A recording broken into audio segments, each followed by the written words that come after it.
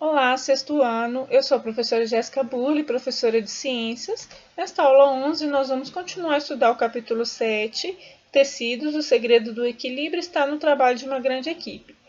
E nesta aula, nós vamos estudar o grupo 1, tecidos epiteliais.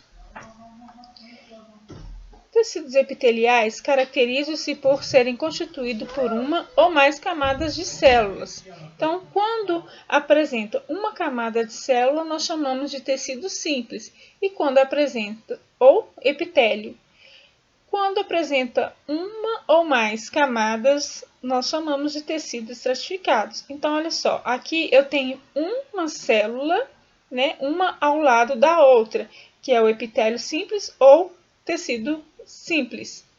E quando eu tenho uma em cima da outra, eu chamo de estratificado.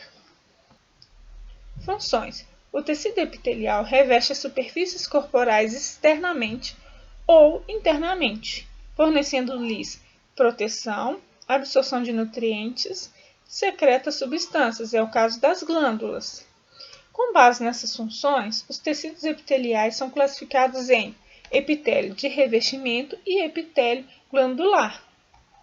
O epitélio de revestimento, neste tipo de tecido, as células se encaixam como uma espécie de ladrilho, bem juntas uma à outra, forma uma barreira que protege contra a ação de micro-organismos e a perda excessiva de água. Então, ele observe que as células do tecido epitelial de revestimento, elas são muito juntinhas umas das outras.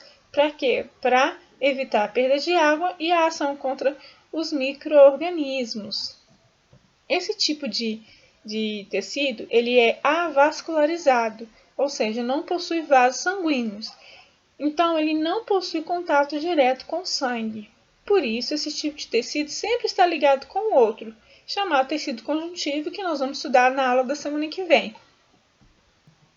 O tecido epitelial reveste o nosso corpo, né? A nossa pele é formada por tecido epitelial e as cavidades do tubo digestivo e dos sistemas respiratório e urinário.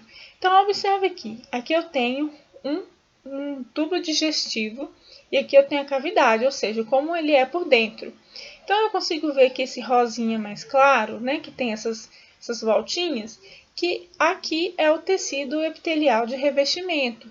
Então, repetindo, ele reveste a cavidade interna do tubo digestivo, nesse exemplo. Então, como ele é por dentro? Ele forma aqui, ó, essas voltinhas aqui. Essas voltinhas a gente chama de vilosidades. Os epitélios de revestimento costumam variar o formato da célula, até o número de camadas. Por exemplo, então nós vimos aqui, né? Eu acabei de falar sobre as vilosidades. As vilosidades é o que? São células que possuem este formato aqui.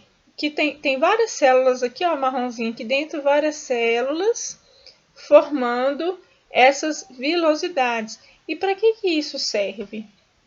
Serve para aumentar a absorção de nutrientes, ou seja, aumentar a superfície de contato com os nutrientes. Né? São dobras que aumentam a capacidade de absorção dos nutrientes. Aqui, então, no tubo digestivo, ocorre o que? A absorção de nutrientes daquilo que a gente come. Então, essas vilosidades aqui servem para aumentar. Imagina se fosse tudo reto, o alimento ia passar assim, chum, né? Como tem essas dobrinhas, o alimento vai entrando em cada uma dessas cavidades aqui.